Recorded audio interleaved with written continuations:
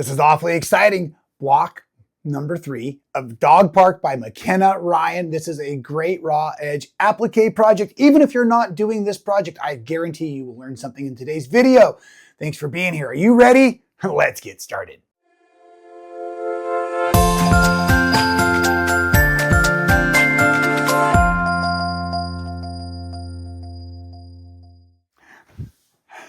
That is right, folks. Well, welcome back to Dog Park Block of the Month. We are doing an awesome quilt series, and this is my little guy, Winston. Now, we thought he was a miniature Labrador, but after many years, we've realized he is just a single-tooth Chiweasel, which is a old Chihuahua that loves to burrow and just loves to snuggle. Now, I actually have something I want to share with you all, and I know this is kind of awkward for a quilting video, but our guy is about 15 years old, and he has been a little incontinent, and he's been starting to destroy our home. So I know it's kind of crazy, but yes, he wears diapers now, little male wraps, and my gosh, they work wonderfully. And so anyways, I resisted trying them and they've been fantastic. So if you don't dress your dog daily in cool little hoodies and sweaters and different things, maybe consider it so that way down the road in life, if you need to diaper your doggy, he is accustomed to clothing. Anyways, fantastic, folks. I wanted you to meet Winston. He's awesome. All right, buddy, thank you. Why don't you go get in your bed? Love you. Okay, go on. And now let's dive right into the applique of the Teeter Totter month number 3. And okay, so let me slow down. I got excited about Winston. But the Facebook group that we have available through Stitchin Heaven, Dog Park, is really awesome, and I've been following what you're all saying out there, and I want to agree that month number 3 has so far been the easiest and most enjoyable block also. And it's not only because I think we're liking the content, and this month we are not sewing anything from this block. Like last month, we had to make this seam and then we had to cover it with some applique and things, which was awesome. And it was a great trick. If you haven't seen those videos, even if you're not doing the Dog Park specifically by McKenna Ryan, you can learn a lot here at Stitchin Heaven in our tutorials on YouTube. So I just welcome you and encourage you to watch along, even if you're not doing this project specifically. So at any rate, what I started to say is we had a seam where we joined month 1 to month number 2, and then we used a cool trick where you use some applique and some extras, because we always provide extra, to cover up some of that seam. Now this month, where we're working in our project, we're going to be building this little block down here. So for the next series of blocks, they don't actually connect visually. They're just part of the overall awesome quilt. We're doing the Teeter Totter where our big dog outweighs our 3 little dogs. And also I thought that'd be a fun reason for you to meet my little dog. I love my little dog. Don't forget, you can get your month 3, if somehow you've misplaced, I know it happens in our sewing rooms, misplaced your month 3 color chart, you can go to the website, download that. Now, when you got your month number 1, you got a really cool kind of hardback catalog all about this. And in there's also a few QR codes. That QR code will take you to the different color codes we're using and color keys we're using. Now, I have jumped ahead so that I could be a better instructor. I would know what was going on, and I guess that was a little bit of where I fell short in month 1 as well. Is, folks, I'll be the first to admit it, and I saw it. Big hands, maybe shaky hands, all kinds of different things. Some of these parts and pieces are incredibly small. The benefit of having the laser cut pre-fused appliques from us, but boy, goodness, things are tiny, tiny. Like look at those little eyes and noses on some of these guys and gals, sorry. So at any rate, what I'm gonna be doing is either adding some of that black as my stitching when I go to do all my machine quilting, or I'll add those pieces the day that I'm getting ready to actually machine quilt it, maybe even in those sections. Those little teeny pieces are going to be really small, and you can see a few of them I will lay in for what do I want to say? Like visual landmarks, like the noses and things. But I don't even need to add it in the eyes of this little Chihuahua here because of the way that the shadow parts are made. And so I kind of know where I'm at. So I like to save my pieces per month. I'll label them out, but I leave them there pieced together. Now, this month we have a 14.5 by 19-inch background where the gradient is kind of running lights on the side. You're going to want to trim down your background. And if you only have one ruler, one of the tricks is of course squaring aside first. And then I'll often use like my chalk pencil that I've been using for labeling my pieces. to go ahead and just use that same ruler and make 2 marks so that those 2 marks will give me another straight line, keeping those parallel. Now, once those sides are parallel, folks, you can trim those off and square down. So I did my 19s first and then my 14.5s second, and make sure you always measure twice and cut once. But if you run into any problems, just let us know at Stitchin Heaven, our customer service info at. Again, you have all of those links in your QR code. Now, I'm going to turn on my light table and get started, probably a lot on the overhead. I need to dim this a little bit so the overhead camera doesn't go crazy. You can see that I already pre-built the little dogs, and I pre-positioned the background overlay. So let's talk about that first. Using our big pieces to create the rolling hills like we've done in the past few months. Don't forget, your trees are going to sneak behind those rolling hills, both behind the furthest hill in the distance and the one closer, but we want to make sure we leave the room. And that was the next thing I did, is I really used the whole teeter-totter itself for my landmark, making sure I always leave my 1/4-inch seam allowances, right, all the way around the project. The bottom I'm not as worried about because it's so light. Top, but on these sides, I want to make sure I'm not getting any of my appliques in that 1/4-inch. That might be a little close. At any rate, so then also, I would like to point out that and you'll see they're still loose because I never ironed anything down until everything in its position. Now, I've tacked these trees in the rolling hill so the background's not shifting, but I've only tacked them in place with my little mini iron, okay? So at any rate, I'm using actually the bar from the teeter-totter, the fulcrum, and that shadow piece, right? The flowers are going to lay out down here, and I'll just do those freestyle at the end. But I'm using this to kind of make sure I've got everything in proportion. So then once I did my little dogs on the applique using my Teflon pressing sheet between the pattern and the fabrics, and again, just using the clover iron to tack, then I did the dogs. I learned or confirmed last month, and this was, I guess, key, and I think this is where a lot of us are starting to understand the process, right? It's a lot about the process, is how the different things are labeled. So we have a alphanumeric code going on. So each dog, it's got its own lettering. So A, B, and C dogs, but then also the flowers were A and B. So I believe McKenna is counting on us to be able to use our own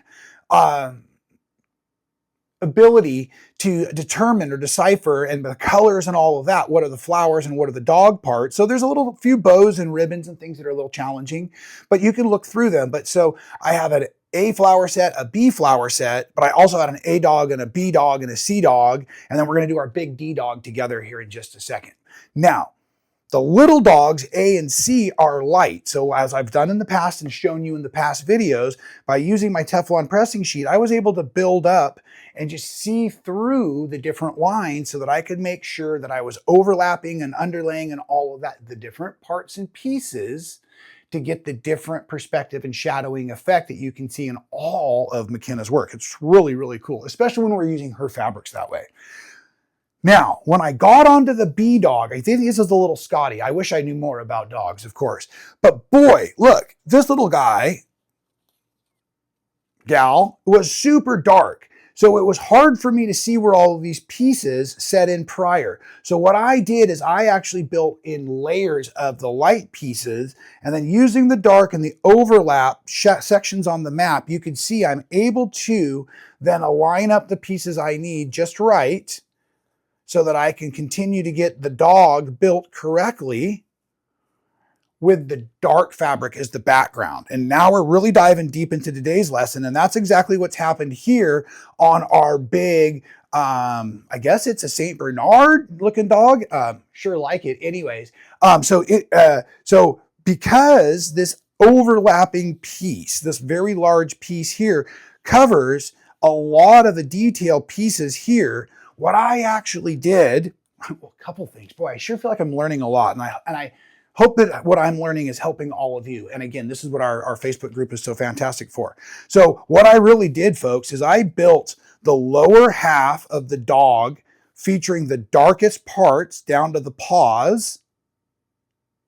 And then I built the upper part here, And in a moment, we're going to peel that off and put it together and all of that. But because I'm moving all of this around on my Teflon, I have learned to just use some binder clips. I was using my wonderful little bean bags, and I'm still using that to hold things down when I'm tracing or whatnot.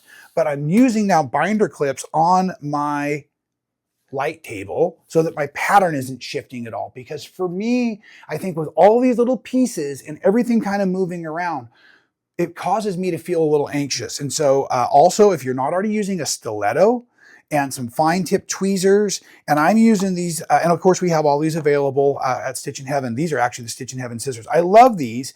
And these I'm using to nip apart all of those little sections within our pre-cut or our laser cut applique pieces. So anyways, all of this works really, really good together.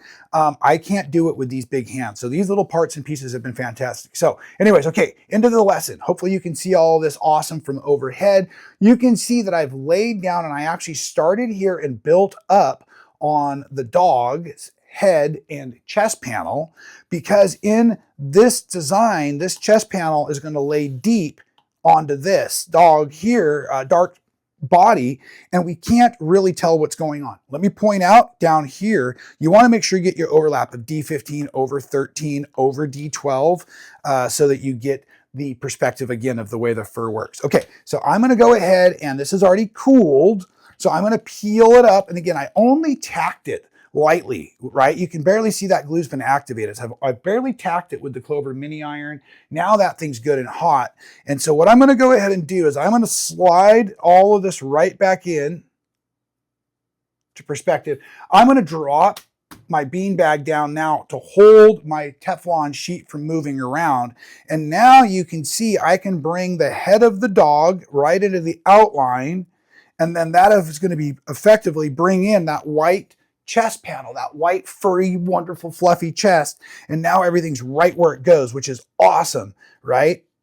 And so you can just follow the little bumps on the head. And now again, at this point, what I'm going to do is with the hot mini iron, and these things get hot, be careful, folks. I'm going to just press a little bit of the chest. That's all I really need to do. Because when we anchor everything down with our hot iron, and I really do like these cordless. That was another question that was asked in the comments. Can anybody recommend? And I don't mean to be a sales person because I'm not really. I love my Panasonic cordless 360 because it's cordless. So when I move around, I'm not going to accidentally hit any of the parts and pieces and shift them right before I press them down.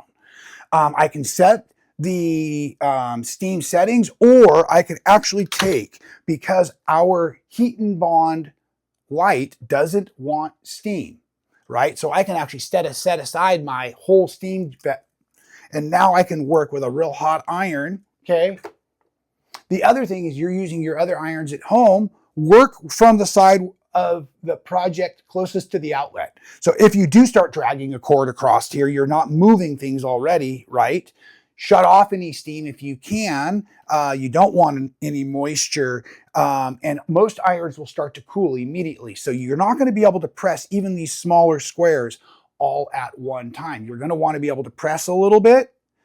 And I do it like quilting from the center out. And I'm going to show you. Okay, here we go.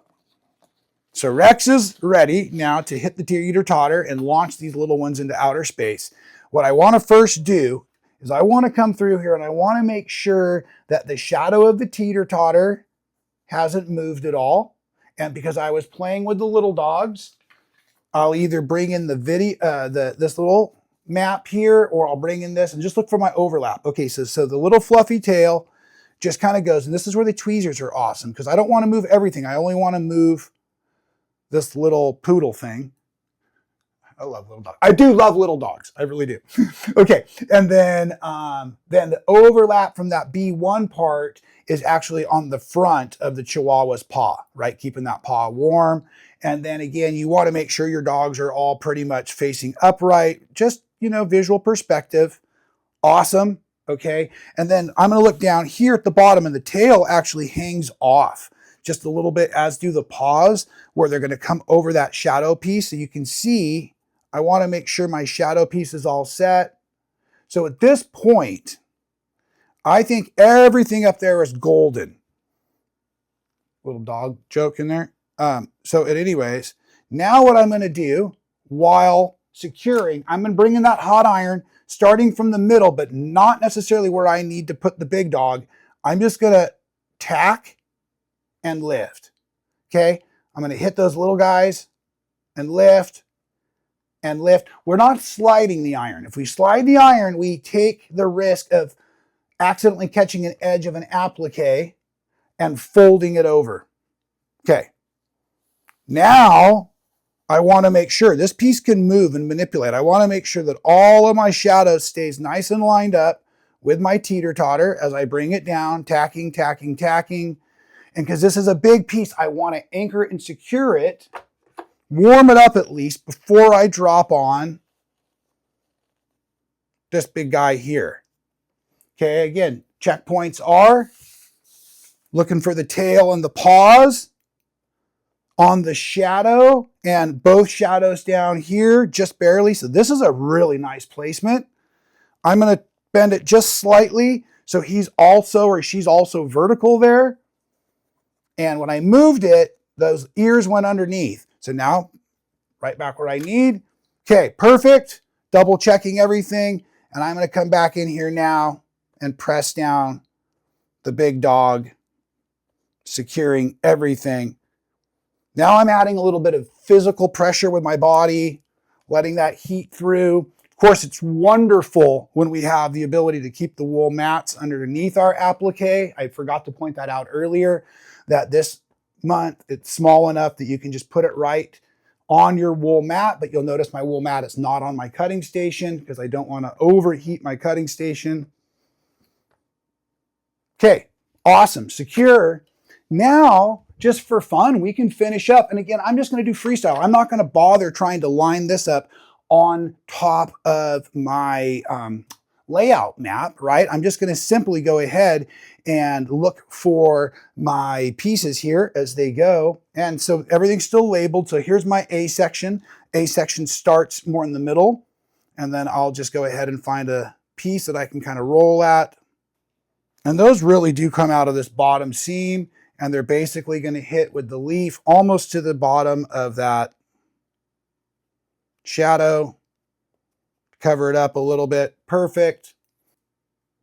Using my tweezers to hold and peel, especially with the lighter color fabrics, I now know which side is my glue side. And again, I'll put all of the flowers down in place before I iron any of this now today. So thank you for being part of the video. Thank you for being part of the Facebook group. Please make sure you're posting your progress, asking your questions. We are definitely here for you. We are so excited to have you stitching along with us. As I've mentioned in the other videos also, maybe I can't talk in applique. I'm not going to also applique, meaning physically stitch down any of these pieces until it's a whole quilt top. You might want to start a little miniature wager on that statement. Those of you who are a Rob Appell fan following along, knowing that I love to quilt my applique quilts as just described. I would much rather quilt all of the applique pieces down as part of the free motion machine quilting. But as we started to state at the beginning of the video and every month before as well, is man, some of these pieces are pretty dang small. And so with that, free motion machine quilting, all of it at once, may be a bit hazardous, meaning that I'm going to be moving that giant quilt underneath the arm of the machine or the head of the machine. And that could get dangerous and start knocking a bunch of the little applique pieces up, the pieces that never maybe quite got heated enough, or the topmost layer. So down the road, yes, I will consider maybe pre-quilting each section. That is a section now. Maybe this row would be a section. The next row of blocks would be a section. And then doing it kind of like as a quilt as you go, stitching those sections together, because then I'm not forcing as much machine or fabric under the machine at once. A lot of you have started by doing your applique stitching now on just the block. That is the other way of doing it. That's how we've all learned and how most of us like to do it. I don't know that that is something I wish I hadn't started, but the nice thing is I haven't put all my blocks together now, right? Our biggest block is on the wall here, 1 and 2. As many of you have commented, it is going much smoother, much easier, much more entertaining because now we do understand the process. We do have these lovely videos. And we also have the opportunity to communicate as a community and work together. And I just think that's really, really cool also. So anyways, again, folks, thanks for being here today. I really appreciate you. Make sure you're commenting, asking those questions, sharing the videos, letting everybody else out there know. Oh, and also please, if you're not already watching my other videos, lots of fun out there, but I'd love to know from you, what would you like to learn in quilting? I mean, you're a quilter. Here you are doing this, but I'm sure there's something else. I'm always learning from other quilters. I love it. Okay, and once everything, like I said, is completely the way you like it, design-wise, I'm going to go press it down and lift. Don't glide. Press and lift. Awesome. Okay, fantastic. So we're all done. I will be seeing all of you in yet another month for month number 4 of McKenna Ryan's Block of the Month Dog Park. If this is not your cup of tea, please check out our website, stitchinheaven.com. We ship between 6 and 8 new Block of the Month offerings every single month, meaning that we have about 70 programs a year, and we'd love to have you participating in one. If you're not already, we do a Baker's Dozen program. Once you hit 12, you get a 13th on us. Super cool. We love you quilters out there quilting because we know quilters got to quilt, and our dog lovers love our dogs. Think about doggy diapers if you're in the same situation. I can't even do it with a straight face. I love it. I love you guys. Talk to you real soon. Again, thank you. Stay well.